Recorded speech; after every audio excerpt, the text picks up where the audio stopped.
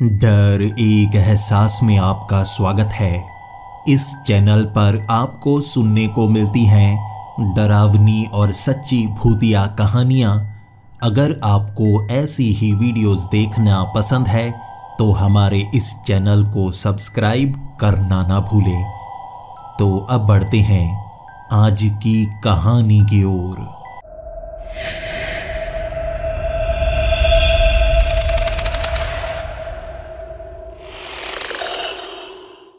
हम अपनी ज़िंदगी में कई गलतियां करते हैं। कुछ गलतियां बहुत छोटी होती हैं जिन्हें हम दोबारा ठीक कर सकते हैं, लेकिन कई बार कुछ गलतियां ऐसी होती हैं जिन्हें हम ठीक कर नहीं पाते। मैंने भी अपनी ज़िंदगी में एक ऐसी गलती की जिसने मेरी ज़िंदगी बदल कर रख दी। मैं हर शनिवार और रविवार अपने दोस्तों के साथ नाइट क्लब में जाया करता था। वहाँ हम खूब मौज मस्ती करते, लेकिन लड़कियों से बात करना हमें ज़्यादा पसंद नहीं था। हमें लगा करता था कि नाइट क्लब में जो भी लड़कियाँ होती हैं वो नक चढ़ी होती हैं। लेकिन एक खूबसूरत लड़की जो टेबल के पास इंतज़ार कर रही थी किसी का, पता नहीं क्यों मेरे मन ने कहा उससे जाकर बात करूं। जब मैं उससे बात करने लगा, वो भी जैसे मुझसे बात ही करना चाहती थी। बार बार पीछे मुड़कर मुझे देखे जा रही थी तो हमारी बातें अच्छी होने लगी। लेकिन उसका जिसके साथ ब्रेकअप हो चुका था, उसका एक्स बॉयफ्रेंड दूर से हमें घूरे जा रहा था। जब हम नाइट क्लब से बाहर निकले तब तक उस लड़की से मेरी दोस्ती बहुत अच्छी हो चुकी थी। हमने बहुत सारी बातें की, लेकिन बाहर निकलते ही उसके एक्स बॉयफ्रेंड ने मुझ पर हमला कर दिया। उसने मेरी छाती पर एक भारी चीज़ दे मारी थी। मेरे दोस्त पीछे ही थे जो मुझे संभालने लगे। उस लड़के के साथ 5 लोग थे, मेरे दोस्त भी 5 ही थे। इस तरह हम वहाँ झगड़ा करने लगे। झगड़ा बढ़ने लगा। मुझे पहले तो लग रहा था कि यह झगड़ा जल्द ही खत्म हो जाएगा। आखिर उसकी जो एक्स गर्लफ्रेंड है उससे कुछ बातें कर ली। मैंने कुछ गलत थोड़े ना किया। वो लड़की भी बार बार उसे कहे जा रही थी, तुम पागल हो, तुम्हारी इसी हरकतों के कारण मैंने तुमसे अपनी दोस्ती तोड़ी है, मैं तुम्हारे साथ नहीं रह सकती। और उसकी बातों का असर उस लड़के पर इतना ज़्यादा होता जा रहा था कि वो मेरे सर पर वार करने लगा। अमूमन मुझे इतना ज़्यादा गुस्सा नहीं आता, लेकिन उस दिन गुस्सा बहुत ज़्यादा आ गया था। जैसे उसने मेरे सर पर वार किया, मैंने भी उसके सर पर वार किया, लेकिन पाँव फिसलने के कारण उसका जो सर था ना, पीछे एक रॉड से टकराया। वहाँ कई नुकीली कीलें बाहर की तरफ निकली हुई थी जो उसके सर में घुस गई, जिस कारण उसकी मौत हो गई। पुलिस मुझे पकड़कर ले जा चुकी थी और मैं चीख चीख कर कह रहा था, इसमें मेरी कोई गलती नहीं है। वहाँ कोई भी सीसीटीवी कैमरा नहीं लगा हुआ था। गवाह बहुत सारे थे, सब कह रहे झगड़े में मेरी कोई गलती नहीं है। लेकिन पुलिस वाले यकीन नहीं कर रहे थे।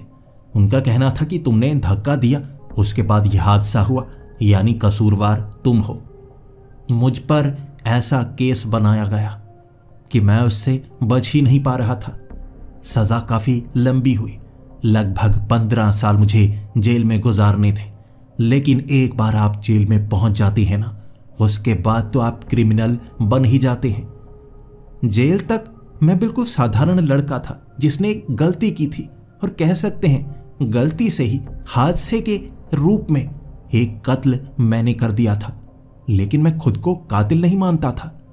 जेल में ऐसे हालात बनने लगे कि मुझे खुद को कातिल कहना ही पड़ा। जेल में आप शरीफ हैं तो रह नहीं सकते।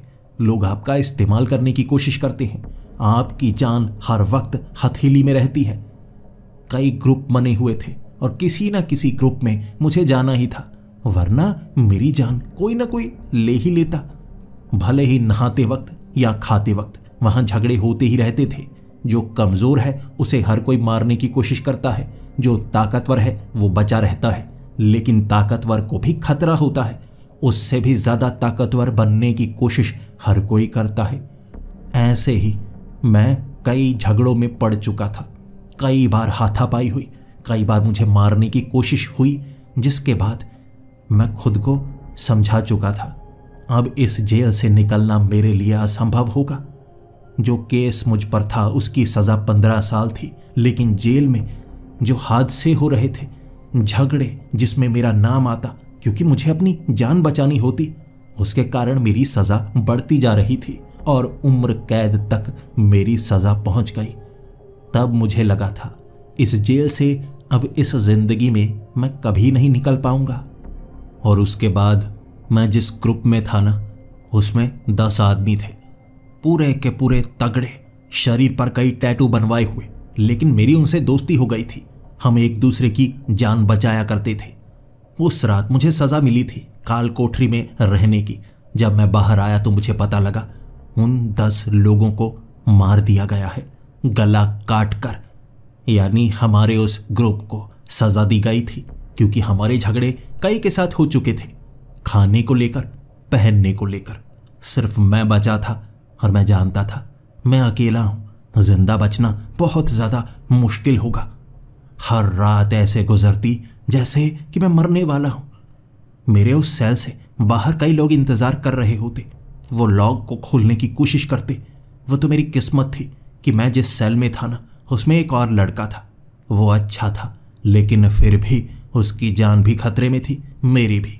वो लॉक कई दिनों तक खुला नहीं, लेकिन कब तक नहीं खुलता, कभी ना कभी वो लॉक खोल लेते और रात को मेरा गला रीत कर कोई ना कोई चला जाता। मौत बहुत नज़दीक महसूस हो रही थी।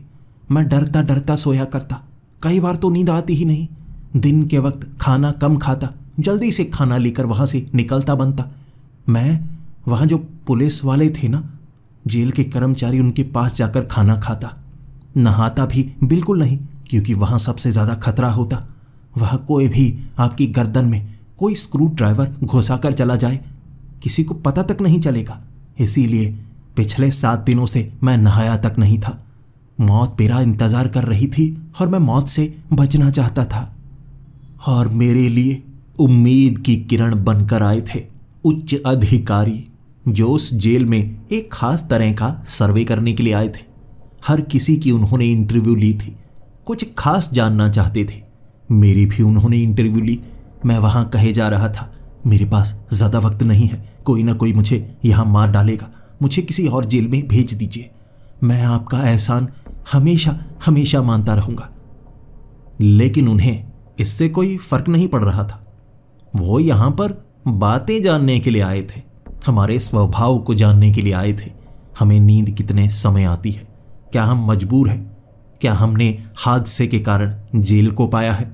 मैंने सारे सवालों का जवाब दिया था और उसके बाद उन्होंने एक ऐसा ऑफर मेरे सामने रखा कि मैं उसे ना नहीं कर सकता था। वो उस उच्च अधिकारी ने मेरी आंखों में देखते हुए कहा, मैं तुम्हें इस जेल से बाहर निकाल सकता हूं, लेकिन तुम्हें मेरा एक काम करना होगा। मैंने कहा, जी, मैं आपके हर काम करने को तैयार हूं। मैंने आपको बताया ना, मैं इस जेल में आया वो एक हादसा था। मैं उस लड़के को मारना नहीं चाहता था। वहाँ हादसा हुआ और यहाँ आकर तो एक कैदी मुजरिम बन ही जाता है, भले ही वो मासूम हो या वो एक शैतान हो। यहाँ आकर सबके साथ बुरा ही होता है। उसने कहा, तुम्हें जो काम करना होगा ना, उसके लिए तुम्हें कोई सज़ा नहीं होगी, यानी यहाँ से तुम्हें किसी और जेल में नहीं भेजा जाएगा, बल्कि तुम्हें आज़ाद कर दिया जाएगा। लेकिन क्या तुम वो काम करने को तैयार हो? मैं उसकी आंखों की तरफ देख रहा, मुझे यकीन नहीं हो रहा था। ऐसा कौन सा काम है जिसमें मुझे आज़ादी मिल जाएगी?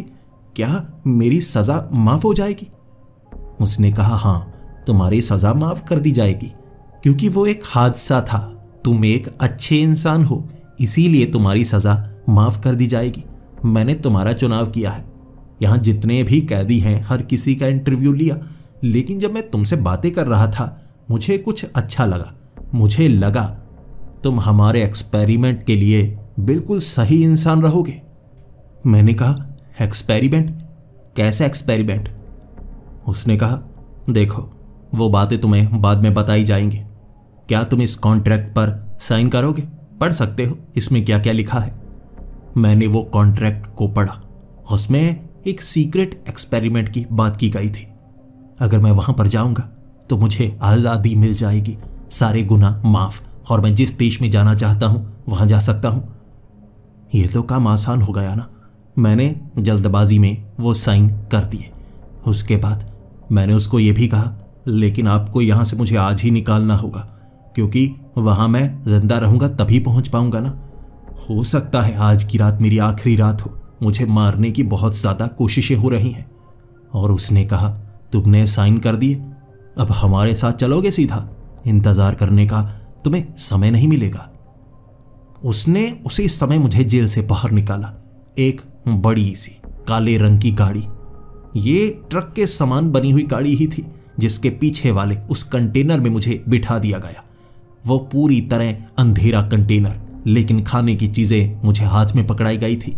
पानी की बोतलें पास में रखी हुई थी। ऐसा लग रहा था इस जेल से मैं जिंदा बचकर जा रहा हूं। भगवान का शुक्र कर रहा था, क्योंकि मुझे नहीं लग रहा था मैं जिंदा बचूंगा। फिर भी मैं बच गया था। वो गाड़ी कई घंटों तक चली थी। मैं पीछे से आवाज लगाकर पूछता रहा था, कहां जाएंगे, कितना समय और लगेगा, लेकिन मुझे कोई जवाब नहीं मिला था। वो जो कंटेनर था ना, वहां सब कुछ मौजूद था, खाने पीने के लिए, पहनने के लिए, और एक छोटा सा बाथरूम भी बना हुआ। 3 दिनों तक मैं उस कंटेनर में रहा था। 3 दिनों तक पता नहीं मुझे कहां ले जाया जा रहा था, बहुत ज्यादा दूर। लेकिन 3 दिन बाद जब कंटेनर का आगे वाला दरवाजा खुला, सूरज की रोशनी कंटेनर के अंदर आई। मेरी आंखें बंद हो चुकी थी। 3 दिनों से मेरी आंखों ने रोशनी को महसूस नहीं किया था। घुप अंधेरा, बिल्कुल अंधेरा। ऐसा लग रहा था जैसे मैं अब बाहर रोशनी को कभी देख ही नहीं पाऊंगा। लेकिन अब मैं देख रहा था। आंखें बंद करके मैं बाहर निकला था। मुझे 15 मिनट लगे वो रोशनी को अच्छी तरह से देखने में। आंखें दर्द किए जा रही थी। जब अच्छी तरह से मैं देखने लायक हो गया, मैंने देखा मुझे जैसे एक रेगिस्तान में ले जाया गया था। उस रेगिस्तान में बना हुआ एक बड़ा सा बंकर, और उस बंकर के अंदर जब मुझे ले जाया गया, अंडरग्राउंड जैसे कई कमरे बने हुए थे। वहां कई सैन्य अधिकारी थे, और सैन्य अधिकारियों के साथ साथ कई और लोग भी थे, साधारण से कपड़े पहने हुए। वो प्रोफेशनल नहीं लग रहे थे। वहां कुछ डॉक्टर भी थे। लेकिन जहां मुझे ले जाया जा रहा था, मुझे किसी सवाल का जवाब नहीं मिल रहा था। बस जैसे ही मैं सवाल करता, मुंह पर उंगली रखने को कह दिया जाता, और मैं वैसा ही करता हुआ आगे की तरफ बढ़ने लगता। लिफ्ट के जरिए काफी नीचे ले जाया गया। बंकर के नीचे जैसे कोई बिल्डिंग बनाई गई हो, अंडरग्राउंड। और जिस फ्लोर तक मैं पहुंचा था, सामने बड़ा सा हॉल था, बहुत ज्यादा बड़ा। और उसे देखकर मैं सोच में पड़ गया। ऐसा लग रहा था जैसे यहां पर हर चीज मौजूद हो, लेकिन पूरे एक बड़े हॉल में कमरे नहीं बनाए गए थे। वहां एक बड़ा सा जिम था, एक तरफ गेमिंग सेंटर बनाया हुआ, कई स्क्रीन लगी हुई, बैठने की कई कुर्सियां, गेम्स खेलने के लिए जैसे बनाया गया वो इलाका हो। आगे कई बेड लगे हुए थे, कई बाथरूम वाले छोटे छोटे कमरे बनाए गए।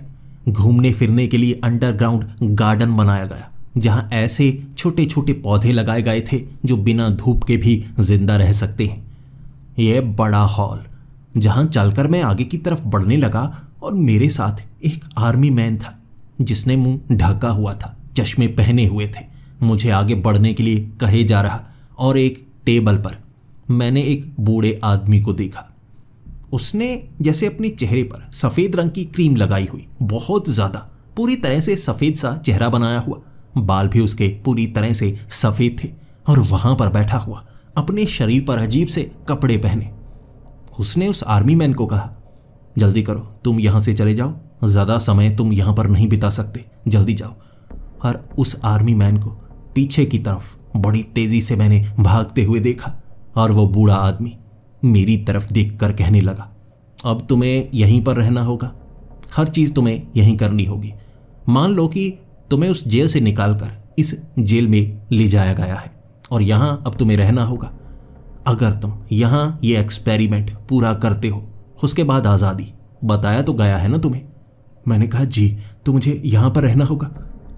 उसने कहा, हाँ, देखो क्या शौक है तुम्हारे, ढूंढ लो इस इलाके को।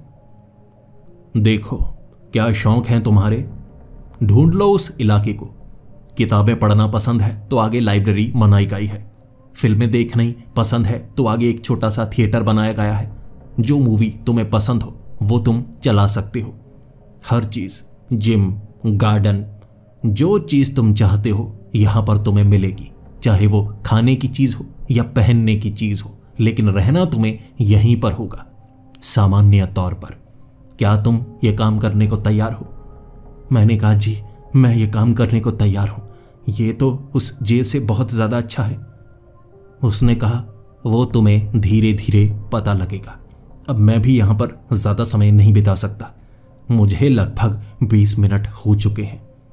वो घबराया हुआ था, जैसे यहां रहना बहुत ज्यादा मुश्किल हो। लेकिन क्यों, इसका जवाब उसने नहीं दिया। तब मैंने देखा वहां पर 4 और लोग आए थे जिन्होंने मेरे जैसे ही कपड़े पहने हुए। उनमें से एक 7 फुट का आदमी, चेहरे पर बहुत ज्यादा टैटू बने हुए, देखने से ही पहचान सकता था कोई भी वो कोई गैंगस्टर होगा, कोई बड़ा क्रिमिनल। इतना तगड़ा शरीर कि अपने एक हाथ से किसी को भी पकड़कर मार दे। मैंने बाकियों की तरफ ध्यान दिया तो बाकी भी ऐसे ही थे।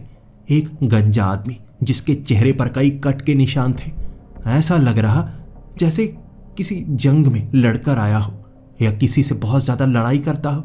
शरीर पर चोट के ही निशान थे बहुत ज्यादा, लेकिन उसके चेहरे पर जरा भी डर नहीं था, जरा भी भय नहीं था। आराम से चलता हुआ आगे की तरफ आ रहा। और एक मोटा आदमी जिसके शरीर पर बहुत ज्यादा बाल थे, काले रंग का चश्मा उसने पहना हुआ। अब उसका चेहरा देखकर भी साफ पता लग रहा कि वो कोई सामान्य इंसान नहीं होगा, कोई क्रिमिनल ही होगा। और चौथा भी बिल्कुल वैसा ही, पतला सा लेकिन खतरनाक। हाथ में कोई चीज पकड़ी हुई थी उसने। जिस तरह से वो घुमा रहा था उससे साफ पता चल रहा ऐसे चाकू काफी तेजी से चलाना आता होगा। पतला था लेकिन पूरी तरह से फिट था। अब उनके बीच में मैं खड़ा, ऐसे लग रहा था जैसे उसी जेल में दोबारा पहुंच गया हूं। यहां पर जरा भी इनके सामने कोई चालाकी दिखाई ना, ये मुझे मार सकते हैं। और उस बूढ़े आदमी ने भी यही कहा, तुम 5 हो जो यहां पर रहोगे, तुम्हारे सिवा यहां और कोई नहीं आएगा, और अगले 20 मिनट के अंदर अंदर मैं यहां से चला जाऊंगा। तुम्हें इंस्ट्रक्शंस मिलती रहेंगी। जो तुम्हारे कपड़े हैं उनमें माइक लगा हुआ है, तुम्हें रूल्स फॉलो करने हैं। कुछ भी करना है तुम्हें बताना है कि मैं किताब पढ़ रहा हूं, किताब पढ़ने वाला हूं, मैं बाथरूम जाने वाला हूं या टॉयलेट जाने वाला हूं, नहाने वाला हूं, साबुन लगाने वाला हूं। हर चीज तुम्हें बताते रहना होगा। यहां माइक ही माइक लगे हुए हैं और यही एक्सपेरिमेंट है जो धीरे धीरे तुम्हें समझ में आता रहेगा। एक चीज है जो तुम्हें नहीं करनी है, वो है सोना नहीं है। यहां पर सोना नहीं है। जो भी सोएगा उसे उठा दिया जाएगा, या कह सकते हैं कि तुम सो ही नहीं पाओगे। हम 5 एक दूसरे की तरफ देख रहे थे। यह चीज ने थोड़ा सा सबको जैसे डराया था, और वो हट्टा कट्टा 7 फुट का आदमी कहने लगा, सोएंगे नहीं? अगर सोएंगे नहीं तो आराम कैसे करेंगे? बिना सोए इंसान जिंदा थोड़े ना रह सकता है। और सामने से उस बूढ़े आदमी ने कहा, यहां जिंदा रह सकता है, यहां किसी को नींद नहीं आती। जिसको नींद आती है उसके साथ क्या होता है वो धीरे धीरे तुम्हें बताया जाएगा। अब मेरे जाने का समय है, मैं ज्यादा समय यहां नहीं रुक सकता। वो मोटे आदमी ने आगे की तरफ होकर कहा, इतनी जल्दी क्या है आपके जाने की? कुछ सवाल हैं हमारे, सवालों के जवाब तो आपको देने होंगे। और वो बूढ़ा आदमी खड़ा होकर कहने लगा, तुम्हारे किसी सवाल का जवाब मैं नहीं दूंगा। तुमने जिस कॉन्ट्रैक्ट पर साइन किया है उसके नीचे यह भी लिखा हुआ था कि अगर तुम बात नहीं मानते तो तुम्हारे सर पर गोली मारी जा सकती है। ध्यान से देखो, ये लाल रोशनी, ये लेजर की लाइट है जो तुम्हारे सर पर है। उन्हें शक हो रहा है कि तुम मुझे रोकने की कोशिश करोगे। यहां कई मशीन्स लगी हुई हैं, गन्स लगी हुई हैं, ऑटोमेटिक। अगर तुमने छोटी सी भी गलती की ना, मुझे छूने से पहले वो गोली तुम्हारे सर के आर पार हो जाएगी। ध्यान रखना, गलती मत करना। मैंने उसे घबराते हुए देखा। वो बूढ़े आदमी ने उसे डरा कर रख दिया था। फिर वो वहां से चला गया और इस बड़े हॉल को सील कर दिया गया।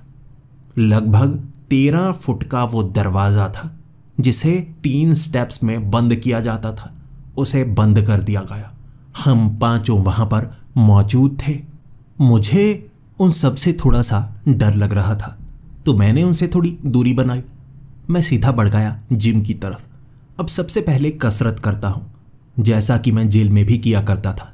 अगर आपका शरीर स्वस्थ हो तभी आप कुछ भी कर सकते हैं। शरीर ही आपका विकारी हो जाए तो आप क्या करेंगे? कुछ नहीं कर पाएंगे। मानसिक तौर पर भी आप छोटे होते चले जाएंगे। मैं कसरत कर ही रहा था, मैंने उस 7 फुट के आदमी को देखा जो उस जिम में आ गया। मेरे साथ ही वो भी कसरत करने लगा, मुस्कुराने लगा। मैं उससे बात नहीं करना चाहता था। मैं नहीं चाहता था किसी ऐसे से बात करूं जो खतरनाक है। वो मुझ पर गुस्सा ना हो जाए। ऐसा ना हो कि यहाँ ये नियम ना हो कि एक दूसरे को मारा नहीं जा सकता। वो मुझे मार भी सकता है। मैं वहाँ अपनी एक्सरसाइज किए जा रहा, वो अपनी एक्सरसाइज किए जा रहा। फिर उसने मेरे करीब आकर कहा, ज़रा मदद करो, ये वज़न मुझसे उठ नहीं रहा, मुझे थोड़े सपोर्ट की ज़रूरत है। मैं मना नहीं कर सकता था।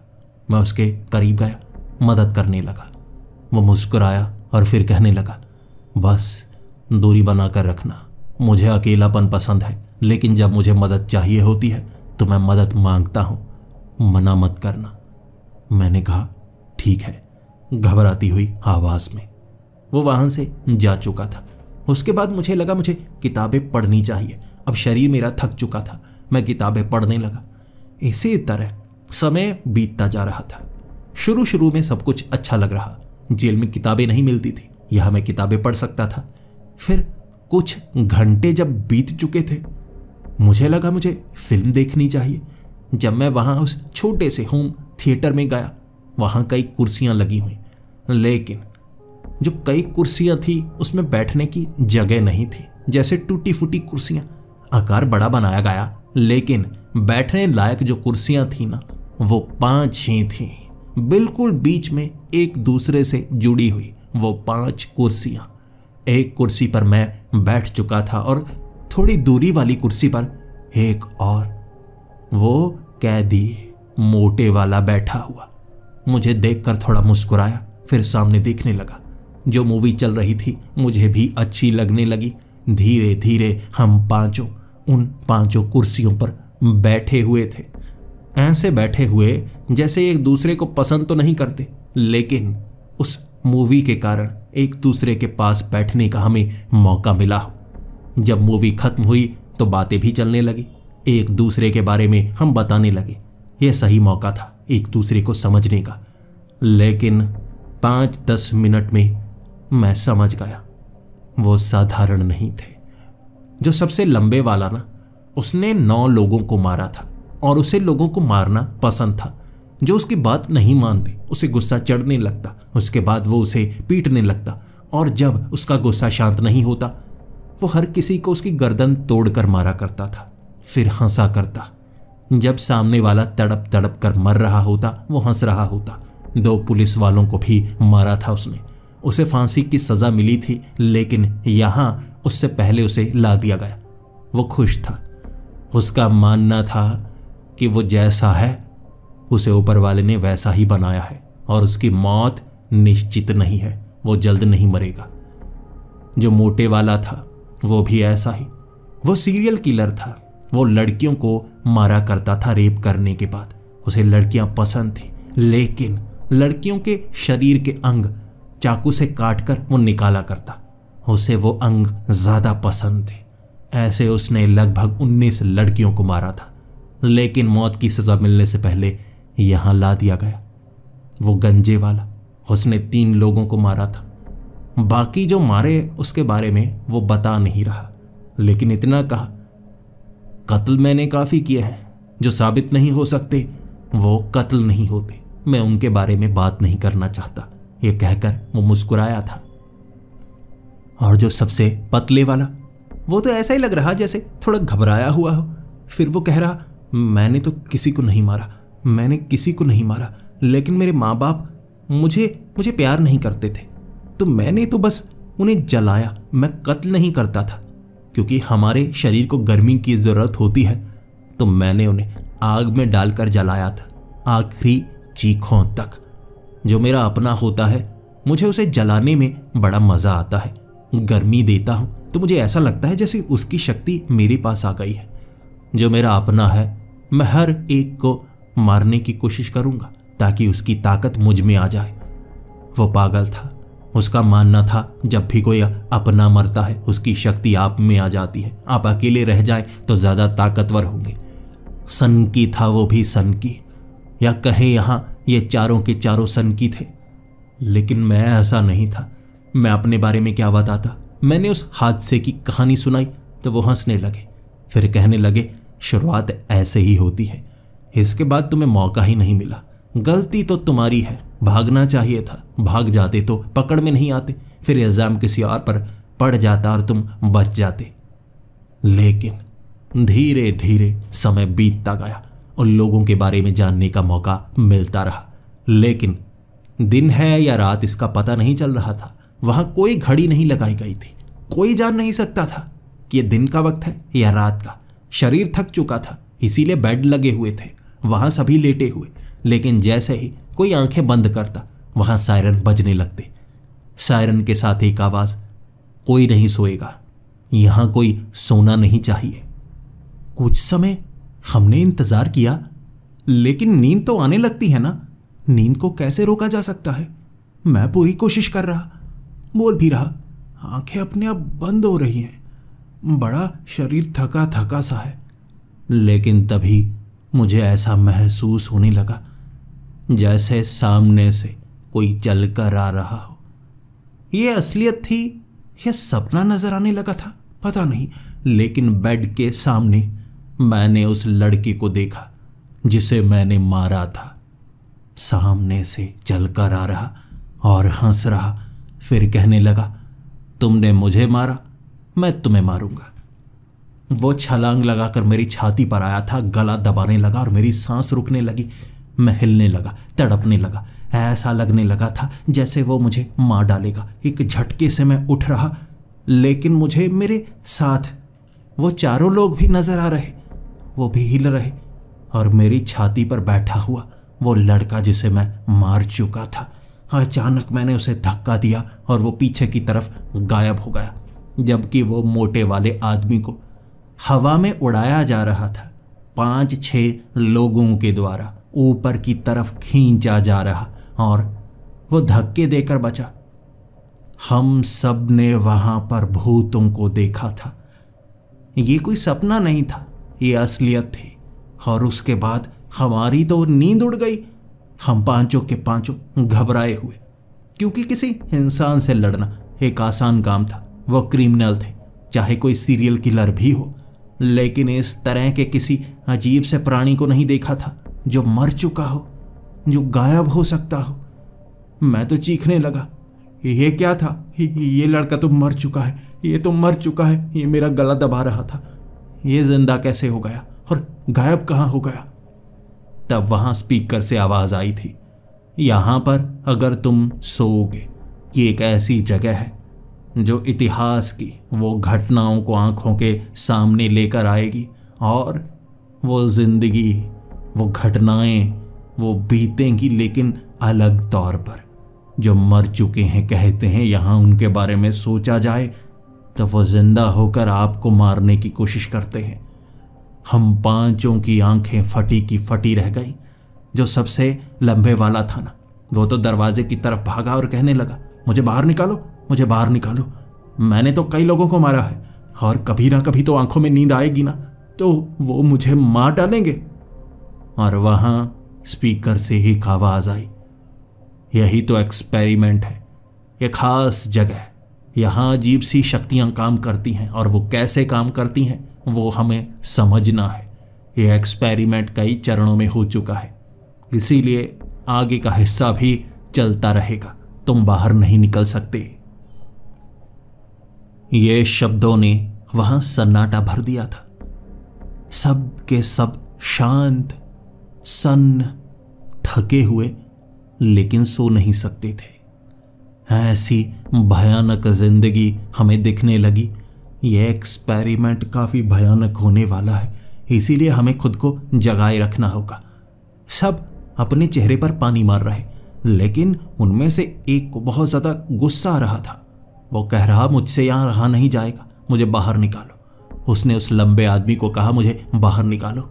वो कह रहा, मुझे तो खुद बाहर निकलना है, लेकिन उसने जैसे एक पेन को उसकी छाती में घोंप दिया और कहने लगा, तो बाहर निकालेगा, नहीं तो मैं तुझे मार डालूंगा।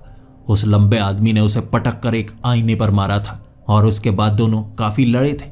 लड़ते लड़ते एक दूसरे को जख्मी किया, लेकिन वहां रोकने वाला कोई नहीं, सब बस देखे जा रहे। और तब मैं समझा, यहां खतरे तो बहुत सारे हैं, ये सब भी खतरे ही हैं, इनसे भी दूर रहना होगा। सबने उसके बाद एक दूसरे से दूरी बना ली। मैं जिम के करीब रहता, थोड़ी कसरत करता, खुद को जगाने की कोशिश करता, जबकि एक पानी के करीब चेहरे पर पानी मारे जा रहा। लेकिन सबको डर था, नींद तो कभी ना कभी आएगी ना, उसके बाद क्या होगा, यहां होता क्या है, इससे पहले जो हुआ उसमें क्या हालात बने। कई किताबों को, कई कुर्सियों को देखने के बाद इतना पता चल रहा था, ये पूरी जगह नई नहीं बनाई गई है, इसका इस्तेमाल हो चुका है। तो यकीनन यहां पहले भी एक्सपेरिमेंट के लिए कई लोग आए होंगे, हमारी तरह यहां कैद रहे होंगे। कुछ ना कुछ उन्होंने लिखा होगा, बताया होगा, जो किताबों में ढूंढा जा सकता है। जिम से मैं सीधा लाइब्रेरी में गया था, किताबों को खंगाल रहा। वहां पेन भी थे, हम लिख सकते थे किताबों के ऊपर, और वहां कई किताबों के ऊपर लिखा भी गया था। मैंने वो सपनों वाली किताबों को खंगालना शुरू किया, कई शब्दों को ढूंढता गया, और वहां सपनों के ऊपर सर्कल मारे गए थे। कई ऐसे शब्दों के ऊपर सर्कल मारे गए थे जो सपनों से जुड़े हुए हों, नींद से जुड़े हुए हों। कैसे हम खुद को जगाए रख सकते हैं, क्या खाने से हमें नींद कम आएगी। वहां मैं पढ़ता गया और वहां कई लाइंस लिखी हुई थी, अगर मैं सोया तो मैं मरा, कोई नहीं बचा है, कोई नहीं बचेगा। यह लाइन पढ़ते ही मुझे रोना आ गया। ऐसा लगा जैसे मैं किसी जेल से निकलकर उससे भी भयानक जगह पर आ गया, और यहां भी कुछ ऐसा ही होगा जैसा मेरे साथ वहां होने वाला था। अब उन सब में सबसे ज्यादा चालाक मुझे वो पतले वाला लड़का लग रहा था जिसने सबको इकट्ठा किया। अब वो काफी शांत था और सबको कह रहा, देखो, अलग अलग रहोगे तो मारे जाओगे, इकट्ठे रहोगे बिना लड़े तो बचा जा सकता है, हम आपस में लड़े तब भी मारे जा सकते हैं, लेकिन अगर हम एक दूसरे की सुरक्षा करें तो हम बच सकते हैं। ऐसा हमें करना होगा। हम एक एक करके सोने की कोशिश करेंगे। जब हम सोएंगे हम पर कोई हमला ना करे, हमें कोई नुकसान ना पहुंचाए, बाकी इस चीज का ध्यान रखेंगे। ऐसे सबको सोने का मौका मिलेगा, ऐसे सब बच सकते हैं, सब आजाद हो सकते हैं। शायद हमसे पहले ऐसा किसी ने ना किया हो, इसीलिए ऐसे क्रिमिनल्स को यहां लाया गया है ना, जो खतरनाक हो। लेकिन क्या सबको बचना है या मरना है? सबने हामी भरी थी। भले ही वो मुजरिम थे, लेकिन जिंदा रहना हर कोई चाहता है, चाहे कोई पागल ही क्यों ना हो। चुनाव हो चुका था। सबसे पहले वो लंबे वाला, उसे सोने का मौका मिलेगा 1-2 घंटे। अगर वो 1-2 घंटे सो गया और उसे बाकियों ने बचाए रखा तो सब सही होगा, बाकियों को भी इतना इतना समय मिलता जाएगा। देखते हैं क्या होता है। वो लंबा उस बेड पर लेटा हुआ, नींद हमारी आंखों में भी थी, लेकिन पहले वो सोएगा, फिर हमारी बारी आएगी। हमने पक्का कर लिया, कोई नुकसान नहीं पहुंचाएगा, यह बात का भी ध्यान रखा। हम उसके इर्द गिर्द बैठे हुए, वो पलंग के चारों तरफ। उसको नींद बड़ी जल्दी आई, वो थका हुआ था। जब उसे नींद आई, हमने देखा बेड के नीचे जैसे अपने आप घास उगना शुरू हो गई, लेकिन जमीन पर पत्थर ही पत्थर थे। वो फर्श बना हुआ, उस पर घास कैसे उग सकती है? सामने पेड़ नजर आने लगा। ऐसा लगने लगा था जैसे हम इस हॉल में नहीं हैं, हम यहां से बाहर निकल चुके हैं, किसी पब्लिक गार्डन में। दूर दूर जैसे धुंधले धुंधले लोग नजर आने लगे, और उसके बाद हम एक दूसरे से सवाल कर रहे, ये क्या हो रहा है, ये क्या चीज है, यहां क्या चल रहा है? तब जैसे जो लेटा हुआ वो लंबा आदमी, वो उठा और इधर उधर देखकर कहने लगा, यह सपना ही लगता है, मुझे बड़ी अच्छी अनुभूति हो रही है, जैसे मैं नींद में ही हूं। उसके दो प्रारूप थे, एक बेड पर लेटा हुआ और एक सामने खड़ा, जैसे उसकी आत्मा उसके शरीर से निकल गई हो। और इर्द गिर्द वो पब्लिक पार्क हमें नजर आ रही, खेलते हुए बच्चे नजर आ रहे। हमारे पास कोई जवाब नहीं कि हम यहां कैसे पहुंच गए, क्या यहां से हम भाग सकते हैं? लेकिन तब महसूस हुआ वो पुलिस वाले, वो 4 पुलिस वाले उस लंबे आदमी को पकड़ना चाहते थे, उसके पीछे भाग रहे। वो आगे आगे भागने लगा, हम बेड पर बैठे हुए जैसे अपने आप आगे बढ़ते जा रहे थे। हमने वो पूरा दृश्य देखा, उसे वो पकड़ने की कोशिश कर रहे, उस पर गोलियां चलाई गई, लेकिन वो पीछे छिप गया। हमारी तरफ देखकर कह रहा, बचाओ मुझे, बचाओ मुझे। हम कह रहे, कैसे बचाए? वो गोलियां चला रहे, क्या गोलियों का असर हम पर होगा? वो मोटे आदमी के कंधे पर गोली लगी थी और उसका कंधा फट गया, खून निकलने लगा।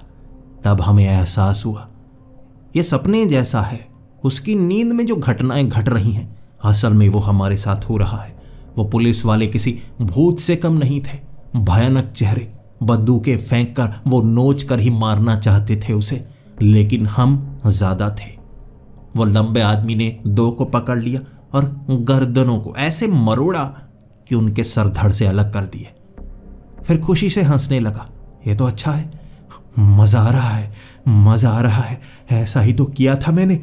ये वही पब्लिक पार्क है जहां पर ऐसे 4 पुलिस वालों को मैंने मारा था। मैंने अभी मार सकता हूं। वो छलांग लगाकर उन 4 से निपट रहा। आसपास भीड़ भी थी जो देख रही, लेकिन वो लोग थोड़े धुंधले नजर आ रहे, जैसे धुएं के समान। ये तो 4 पुलिस वाले किसी राक्षस से कम नहीं। 2 मारे जा चुके, लेकिन 2 पकड़ रहे। एक ने मोटे को ही पकड़कर मारने की कोशिश की और उसने जैसे छाती को फाड़ डाला। एक चाकू जो वो अपनी जेब में रखा करता था, उससे उसने एक की छाती को फाड़ डाला और उस लंबे आदमी ने जैसे एक पुलिस वाले को बड़ी आसानी से बाजू खींचकर सर को अलग करके तड़पा के मारा। और इस तरह 2 घंटे जैसे वो पब्लिक पार्क नजर आती रही। और उसके बाद धीरे धीरे जैसे सब कुछ धुंधला होने लगा। हम उसे उठाने लगे और उसकी नींद खुली। वो थोड़ा अच्छा महसूस कर रहा, जैसे नींद के बाद हमें थोड़ी शांति का एहसास होता है, शरीर सही महसूस होता है, बिल्कुल वैसे। और इसके बाद हमें समझ में आ गई, एक अजीब सी जगह है जहां हम पर एक्सपेरिमेंट हो रहा है कि हम सोएं ना। अगर हम सोएंगे तो जो इतिहास की वो गलतियां की हैं, जिन्हें हमने मारा है, वो जैसे प्रेत आत्माएं बनकर हमें मारने की कोशिश करेंगे। एक एक करके सबकी बारी आई थी। उनके जिंदगी को हम आंखों से देख सकते थे, कैसे वो कत्ल किया करते थे। जिंदगी की वो गलतियां जहां पर वो बचे थे, जो मर चुके वो प्रेत आत्माएं बनकर सपनों में मारने की कोशिश करते। और जैसे ये हॉल सपने का वो हिस्सा बन जाता जहां से वो प्रेत आत्माएं निकलकर हमें नुकसान पहुंचाने की कोशिश करती। मैं तो पीछे हो जाता, मुझे लड़ना नहीं आता था। मैं हादसे के कारण उसे मार पाया था, मैंने कत्ल नहीं किया था। लेकिन जैसे इन सबको मारने में मजा आ रहा, भले ही वो प्रेत आत्माएं हो, भूत हो या क्या था, ये क्या आभास था, सच था, झूठ था, हो क्या रहा है? कहीं हम पागल तो नहीं हो रहे? एक एक करके सबकी बारी आ रही थी। मेरी बारी सबसे अंत में आई और जैसे सबसे आसान सी ही थी, वो लड़का जिसे उस लंबे आदमी ने 1 मिनट में पकड़ लिया, जिसे मैंने मारा था। उसका वो भयानक सा चेहरा था और वो लंबा आदमी, उसे मारने में जैसे मजा आता था। पकड़कर दीवार से सटाकर वो कह रहा, इसे तुम ही मारो, इसे ही तुमने मारा था ना? कैसे मारा था? गिर गया ये एक तरफ, ये वाली कीले, यहां इसका सर टकराया था। लेकिन ये तरीका सही नहीं है। अगर ये तुम्हें मार डालता, तुम्हें अपने अंदर हिम्मत पैदा करनी चाहिए। देखो इसे दीवार से सटाकर अगर इसका गला घोंटते चले जाओगे तो ये मारा जाएगा। और तुमने बस हादसे से मारा। लो, दोबारा मारो, घोंट दो इसका गला। तुम इसका गला घोंट डालोगे तो आसानी से मार पाओगे। मैंने मना कर दिया, नहीं नहीं नहीं, इसे इसे पकड़ कर रखा जा सकता है। तुम तो पकड़ कर रख सकते हो ना, या मैं भी। मैं मारना नहीं चाहूंगा। मैं ये दिन भूलने की कोशिश कर रहा हूं, दोबारा याद नहीं करना चाहता। बस मैं नींद में हूं, मुझे मेरा शरीर नजर आ रहा है। मैं बस समय बिताना चाहता हूं। मैं वो नाइट क्लब में उस लड़की को भी धुंधला धुंधला सा देख पा रहा था। वो चेहरा आज भी मैं भूला नहीं था। लेकिन वहीं तो गलती हुई थी ना, वहीं तो यह सब हुआ था ना। मैं बस उदास सा एक तरफ बैठा हुआ, और वो सब जैसे मुझ पर गुस्सा थे, क्योंकि उन्हें इसमें मजा आने लगा था, किसी को पकड़ना, मारना। वो मेरे जैसे सपने में ही थे। वो नाइट क्लब के अंदर खींचकर मुझे ले गए। वह सब धुंधले धुंधले नजर आ रहे। शायद जो मर चुका है वो साफ नजर आता है, जो धुंधले हैं वो जिंदा हैं, अभी मरे नहीं हैं। वो सपना जैसे प्रेत आत्माओं से जुड़ा हुआ होता। उस क्लब में तोड़ फोड़ करना, पकड़ने की कोशिश करना, मारने की कोशिश करना, वो सब ये कर रहे थे। वो आभास कर रहे थे आजादी का। इस तरह हमने 2-2 घंटे की नींद ली थी, और हमें रोका भी नहीं गया, स्पीकर में कुछ बताया भी नहीं गया। इसके बाद सब नहाना चाहते थे, कोई किताब पढ़ना चाहता था।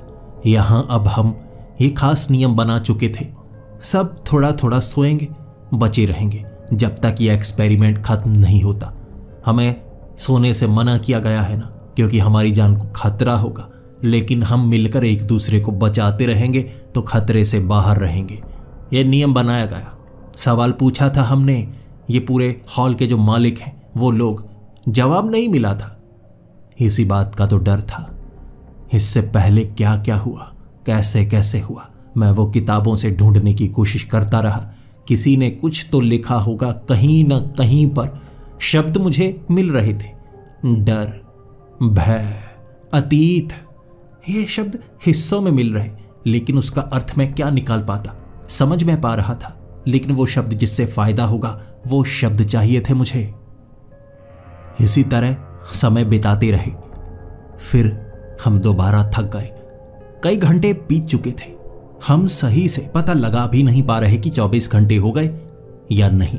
कोई जवाब देने वाला भी नहीं। लेकिन एक समय आता जब हम मान लेते शरीर थकने लगा है, कुछ घंटे हमें सोना होगा, 2-2 घंटे। फिर से पहले की तरह वो लंबे वाला सबसे पहले सोया, लेकिन इस बार दृश्य बदला हुआ था। जेल के अंदर कई कैदी थे, कई कैदी, संख्या बहुत ज्यादा। वो लड़ रहा, वो पकड़ रहे, लेकिन वो हावी हो रहे। हमारी संख्या ज्यादा थी, इसीलिए हम मुकाबला कर पाए, उसे बचा पाए। वो भूत, वो मरे हुए लोग शैतानी बनकर आते मारने के लिए, लेकिन हमने उसे बचाया। वो नींद भी पूरी कर चुका। हम छिपे रहे। हर बार लड़ने की जरूरत नहीं होती, छिपकर ही हमने काम चलाया। बाकियों की बारी भी आई। दृश्य बदल रहे थे। उन्होंने कत्ल ही इतने ज्यादा किए थे। हर बार कोई अलग सपना आता, किसी अलग सोच से जुड़ा हुआ, लेकिन घटनाओं से जुड़ा हुआ भी, जो इतिहास में उनके साथ हो चुका है, वहां पर ही वो होते। लेकिन कई बार छिपना पड़ता, कई बार मारना पड़ता, और उन्हें मारने में भी बड़ा मजा आ रहा। बड़ी मुश्किल से वो छिपते जब जख्मी होते, लेकिन शरीर पर भी वो जख्म आ रहे थे। जो सपने में होता वो शरीर के साथ होता, लेकिन उन्हें डर नहीं था। जब मेरी बारी आई, मैं घबराया हुआ, पता नहीं जिंदगी के किस मोड़ पर पहुंच जाऊंगा, क्या हो जाएगा, सपना कितना भयानक हो सकता है। लेकिन सपना आया वो नाइट क्लब का ही। उसकी लाश सामने पड़ी थी। वो उन कीलों से बाहर निकलने की कोशिश कर रहा, जबकि ऐसा तो हुआ नहीं। वो मर गया था, जैसे प्रेत बनकर उठ रहा। वह 2 पुलिस वाले मुझे पकड़कर वहां से ले जाना चाहते थे, और वो सिर्फ ले जाना नहीं चाहते थे, गोली से मुझे मारना भी चाहते थे। कह रहे, तुम्हारे जैसे कातिलों का मरना ही सही होता है। वो मुझ पर गोली चलाने लगे। मैं वहां से भागा, लेकिन वो मोटे वाला, वो मेरे सपने में उन दोनों पुलिस वालों को गर्दन मरोड़कर मार चुका, और कह रहा, वो डरपोक भाग गए, इन्हें मारना तो आसान था ना, ये कोई भयानक प्रेत नहीं थे, धुंधले धुंधले से, लेकिन फिर भी इन्हें पकड़ा जा सकता था। देखो मैंने पकड़ पाया, ये मरे तो नहीं होंगे। फिर भी जैसे मारने में मजा आया। ये प्रेत नहीं थे, मारने में मजा आया। तुम्हारे सपने तो बड़े आसान होते हैं, तुम डरपोक हो, इतने ज्यादा डरपोक। वहां सबने 2-2 घंटे की नींद ली थी। ऐसे ही हम नियम बना चुके, थकने के बाद नींद लेनी है। हर बार हम नींद में और भयानक चीज का सामना करते। वो पतले वाला लड़का, जब उसने अपने माँ बाप को मारा था, कैसे जलाता था वो। वहां वो अपने माँ बाप की उन प्रेत आत्माओं को दोबारा जलाकर मार रहा, लेकिन फिर खुद को संभाल नहीं पाया। उस मोटे आदमी को उसने पकड़ लिया अपने सपने में। वो उसे छोड़ नहीं रहा, उसके शरीर को जला डाला उसने। लाश वहां सामने नजर आई हमें। जब सपना खुला उसका शरीर जला हुआ और वो लड़का हंस रहा। मजा तो आया मुझे। तब महसूस हुआ था कैसे हैवानों में मैं फंस गया हूं। वो सब भयानक थे, वो साधारण इंसान नहीं, इंसानी शरीर में जैसे शैतानी सोच वाले इंसान थे। वो मोटा तो मारा गया, हम 4 रह गए थे और एक दूसरे पर अब भरोसा भी नहीं कर रहे। लेकिन नींद के लिए एक दूसरे पर भरोसा तो करना ही होता। फिर से चारों इकट्ठा हुए, फिर से सपना लेने लगे। और इस बार जब वो लंबे आदमी ने सपना लिया ना, वो ऐसी जगह पर था जहां ज़ॉम्बीज़ जैसी कई लाशें कब्रिस्तान से उठकर बाहर की तरफ आ रही, और वो जवाब भी नहीं दे रहा। ऐसा दृश्य उसके साथ कब हुआ होगा। वो उसे नोच रहे, वो बच रहा, हम उसे बचा रहे, भाग रहे, और उसने वो पतले लड़के को पकड़ा। वहां मौका ही ढूंढ रहा था जैसे। वो लाशों के बीच फेंक कर उसने अपने हाथ से फाड़ा था।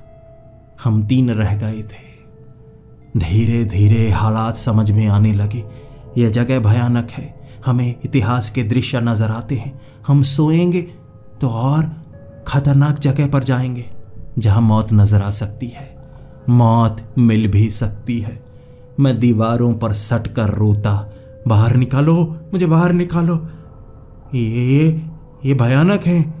जो सपनों में आते हैं उनसे ज्यादा भयानक तो ये हैं। ये मार डालेंगे। वो लंबा आदमी और वो गंजा जैसे आपस में बैठकर कुछ बातें किया करते। जब मैं करीब जाता वो चुप हो जाते। मुझे लगने लगा था कुछ तो गड़बड़ है, कुछ गड़बड़ हो सकती है। अब दोबारा हम सोए तो ये कुछ ना कुछ तो करेंगे। मुझे इस भयानक जगह से बाहर निकालो, क्या करूं मैं। वो लंबे आदमी का सपना इस बार ज्यादा भयानक नहीं था, साधारण सा। वो अपने घर में रह रहा। उसकी पत्नी डरावनी जरूर थी, लेकिन हमला नहीं कर रही। तब हमने उससे सवाल किया, ये कैसा दृश्य है। उसने कहा, कभी मेरा भी परिवार था, लेकिन मुझे अच्छा नहीं लगता था। वो धीरे धीरे मुझ पर हावी हो रही थी, इसीलिए सबसे पहले उसे ही तो मारा था मैंने। उसने उस प्रेतात्मा को मार डाला, वो शरीर को फाड़ डाला, लेकिन उस औरत ने हमला नहीं किया था, उसकी पत्नी ने हमला नहीं किया था। उससे ज्यादा भयानक, उसने अपने 3 साल के बच्चे को जला डाला था, चिमनी में डालकर आग में भून डाला, फिर खाया था। तब हमें पता लगा यहाँ हमारे गुनाह आंखों के सामने सपने के रूप में आते थे, और वहां मेरा पीछा दोनों ने किया। वो मुझे पकड़ना चाहते थे।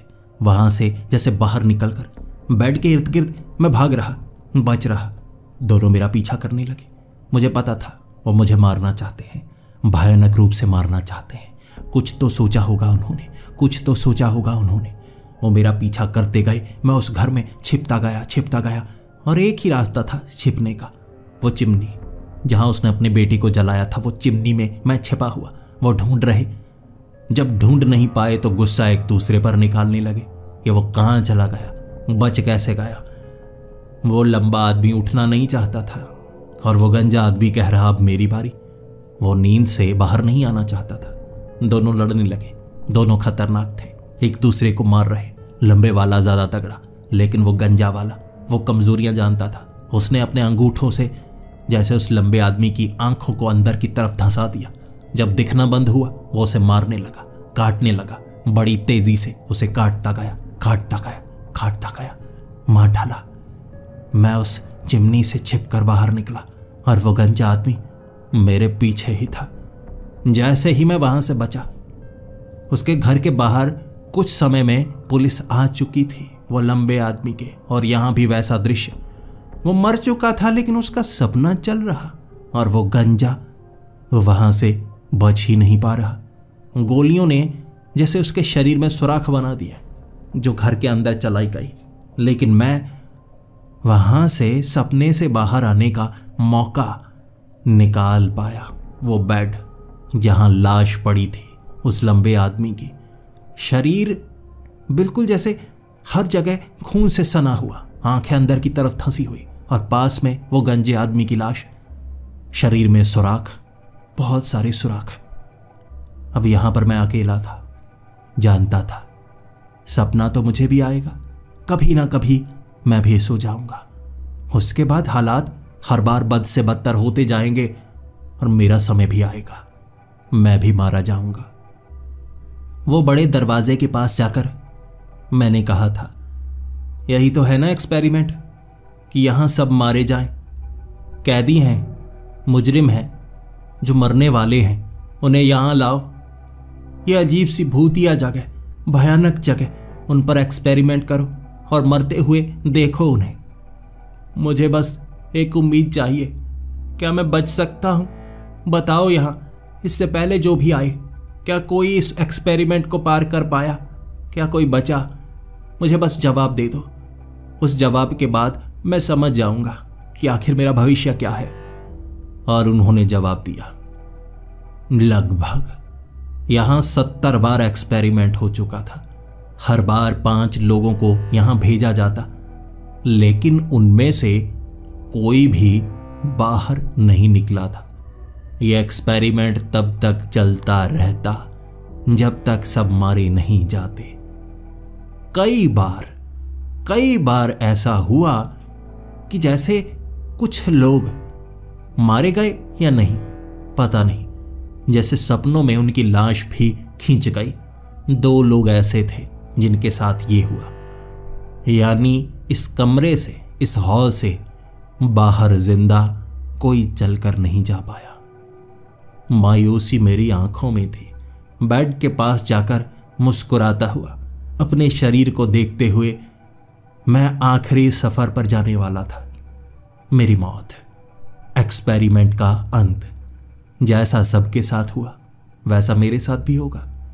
मेरी भी लाश को निकाला जाएगा और फिर ऐसे ही मुजरिम फिर से यहां पर आएंगे। शायद ये सफाई करेंगे और फिर से नए लोगों को उम्मीद की किरण देकर यहां मरने के लिए भेज दिया जाएगा। आंखों में आंसू थे। मैं अपनी जिंदगी के बारे में सोच रहा। कहते हैं जब मौत नजदीक होती है ना, आपकी पूरी जिंदगी आपकी आंखों के सामने घूमने लगती है। मेरी आंखों के सामने भी घूमने लगी थी। थका हुआ था मैं, क्योंकि मेरी बारी तो थी ही, तो आंखों में थोड़ी थोड़ी नींद आने लगी। कब तक नींद से बचता, तो मुझे लगा खुद ही मुझे मौत को अपना लेना चाहिए। यहां आराम से सोता हूं जैसे ये मेरी आखिरी नींद होगी, जिंदगी के आखिरी सपने। बेड पर लेटते ही मेरी आंखों के सामने वो दृश्य बन गया था, वो नाइट क्लब, वहां वो दिन जिसने मुझे बदला। क्योंकि मैंने अपनी जिंदगी में और कोई बुरा काम नहीं किया था, कोई कत्ल नहीं किया था, ये एक हादसा था। तो बार बार मुझे इसी जगह का सपना आता। नाइट क्लब के मैं अंदर गया था, वहां धुंधले धुंधले से लोग और टेबल पर बैठी हुई वो लड़की, उसी से बात की थी ना मैंने। मुझे लगा सपना है तो जैसे जिंदगी की तरह जीने की कोशिश करूंगा, मान लूंगा कि ये वही दिन है और वो लड़का नहीं मरा, मैं मरा था। मैं उस लड़की से बात कर सकता था, हल्का हल्का सा उसका चेहरा।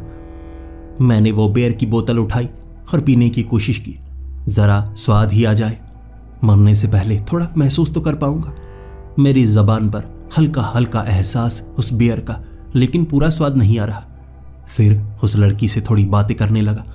आसपास कुछ भी भयानक नजर नहीं आ रहा था, जैसे वो लम्हा मैं जी पा रहा था। फिर वो लड़की से बातें भी की। इस सपने को आराम से जीना चाहता था। बातें करता गया। वो अपने बारे में वही शब्द दोहरा रही थी जो मैं भुला चुका था, अब दोबारा सुनने को मिल रहे। फिर वो कहने लगी, चलो बाहर चलते हैं। मैं भी उसके साथ चलने लगा, अंत के नजदीक। रोकूंगा नहीं उस लड़के को, खुद को मारने से रोकूंगा नहीं। लेकिन इस बार मैंने उस लड़की का हाथ पकड़ा। उसका हाथ पकड़कर मैं सोच रहा था, चलो मैंने उस लड़के को मार दिया था तो इस लड़की की जिंदगी तो सुधर गई होगी ना। भले ही मेरी जिंदगी नर्क बन गई। जब मैं उस नाइट क्लब से बाहर निकला, वो लड़का जिसका वो भयानक सा चेहरा और उसके आसपास उसके साथी धुंधले धुंधले, मुझे मेरे दोस्त भी नजर आ रहे थे धुंधले धुंधले से। बहुत समय हो गया था उनका चेहरा देखे हुए भी, हालात वैसे ही। वो गुस्से में मुझसे लड़ रहा, वो धक्के दे रहा, लेकिन मैं जवाब नहीं दे रहा। मेरे दोस्त लड़ने लगे, उसे पीछे हटाने की कोशिश कर रहे, लेकिन वो हावी हो रहा। वो प्रेतात्मा थी, एक भयानक प्रेतात्मा जो मेरा गला दबाना चाहती थी। वो लड़की सिसक रही थी वहां पास में। ऐसा लगा जैसे ये वही लम्हा था। मैं उठा, मैंने उसे धक्का दिया, मैंने 2 मुक्के मारे, जैसे मैं मरना नहीं चाहता था। कौन मरना चाहता है? उद्दम घोंट रहा था मेरा। मैं उसे लड़ने लगा। फिर वही पल जब मैंने उसे पीटा और हादसे के कारण वो गिरा था पीछे, वो कीले उसके सर में थी। मैं वहां जैसे उसे धक्का देने वाला खुद को रोका और मैंने कहा, नहीं, लड़ना जरूरी थोड़े ना है। अगर ये सपना है तो मैं सपने में भाग भी तो सकता था। मैंने उस लड़की का हाथ पकड़ा, मैं भागने लगा। वो प्रेत आत्मा मेरे पीछे। मैं वो सड़कों को देख पा रहा, वो लड़की का चेहरा देख पा रहा, हंसता हुआ जैसे बिल्कुल नई जिंदगी थी। वो इमारतों को देख पा रहा, वो बाजार को देख पा रहा। मैं भागे जा रहा। वो भूत बनकर ज्यादा पीछा कर ही नहीं पाया, उसे सांस चढ़ गई थी। प्रेतात्मा थी, लेकिन फिर भी जैसे सांस चढ़ी। धुंधला धुंधला बाजार नजर आ रहा और मुझे पास में पलंग जैसे पास में खींच रहा हो। वो लड़की कह रही, क्या देखे जा रहे हो? मैं क्या कहता उसे? शायद ये सपना ही है, लेकिन इसका अंत तो होगा ही ना। मैं जैसे उस लड़की को बताना चाहता था कि मैं उसे पसंद तो करने वाला था, लेकिन ये हादसा मेरी जिंदगी बदल गया।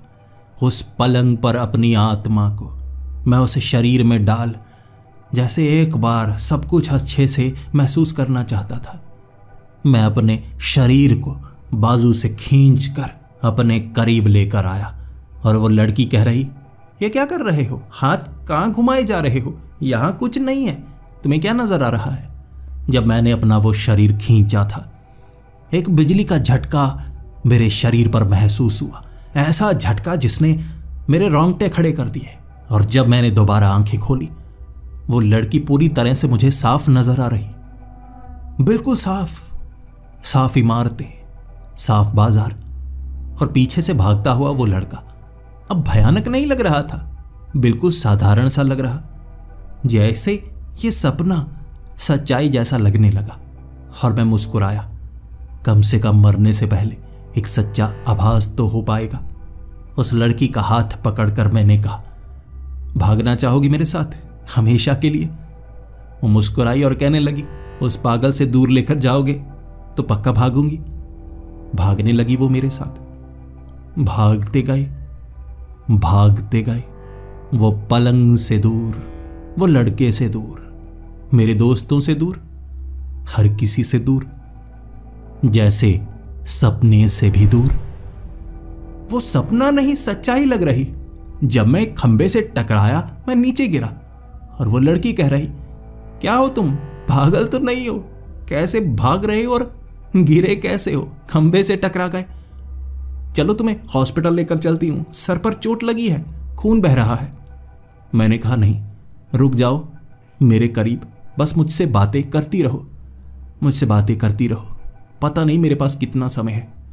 और उसने मुझे उठाया और कहा, अगर खून ज्यादा बहाना फिर ज्यादा समय नहीं होगा। चलो अब वो पीछे नहीं है, चलो मेरे साथ। मेरी एक सहेली है, डॉक्टर है, उसके घर लेकर चलती हूँ। वो मुझे उसके घर लेकर गई, सर पर पट्टी की। खून ज्यादा बह रहा था तो उसने खून को रोका। मैं कह रहा मेरे पास समय नहीं है। उसने कहा कैसा समय नहीं है, और मैं जवाब नहीं दे पाया, समझा नहीं पाया। यह सपना था जो इतना लंबा चल रहा था। क्या मैं नींद में ही था या मर गया? दर्द तो हो रहा था, चूंटी काटी मैंने। उसके बाद मुझे समझने में इतना समय लगा, मैं सो नहीं पाया। उस लड़की से, उसकी सहेली से पूरी रात बातें करते रहे, और कैसे मैंने उसे भगाया वो बता रही थी। अगली सुबह सूरज की किरणें देखी थी मैंने, और हक्का बक्का क्या हुआ है ये? सपना खत्म नहीं हो रहा? या मैं उस समय में आ गया जब मैंने वो गलती की ही नहीं, या गलती सुधार ली थी मैंने? लगभग 3 साल पहले वो नाइट क्लब की घटना, जहां वो लड़का मारा ही नहीं गया। 2 बार सामना हुआ मेरा उसके साथ। वो लड़ना चाहता था, लेकिन मैं उसके सामने हाथ उठाता ही नहीं। अंत में उस लड़की ने बेइज्जत करके उसे भगाया, फिर वो सामने नहीं आया। 3 साल बीत चुके हैं। ये कोई सपना नहीं है, यह सच है। उस लड़की से आज मेरी शादी हो चुकी है, और जैसे मैं जान गया वो शक्ति उस जगह की जहां ऐसे मुजरिम आते जिन्हें सपना नजर आता, और सपने में भी वो कुछ कर नहीं पाते। लेकिन मैंने ऐसा क्या किया कि मैं उस सपने से निकलकर इतिहास के उन पन्नों में आ गया, जिंदगी के उस हिस्से में आ गया जहां गलती ने मेरी जिंदगी बर्बाद की थी, और मैंने इस बार वो गलती की ही नहीं। 3 साल बीत चुके हैं और मेरी जिंदगी बड़ी अच्छी चल रही है, और आभास है अब मुझे कि मौत तो कभी भी आ सकती है। हर दिन जीने के लिए है, गलती कभी भी हो सकती है। जी तो लो, जी तो लो। मैं नहीं जानता कोई मेरी इस कहानी पर यकीन करेगा या नहीं। वो जगह कहां पर है जहां से मैं इतिहास में आ गया, और वहां जो 2 लोग गायब हुए, मैं जानता हूं वो कहां गए होंगे, मेरी तरह ही जैसे मैं भी वहां से गायब हो गया। लेकिन पूरा तो इतिहास ही बदल गया है। जिंदगी दोबारा मिली है मुझे, और मैं इसे अपनी सबसे कीमती घटना मानता हूं।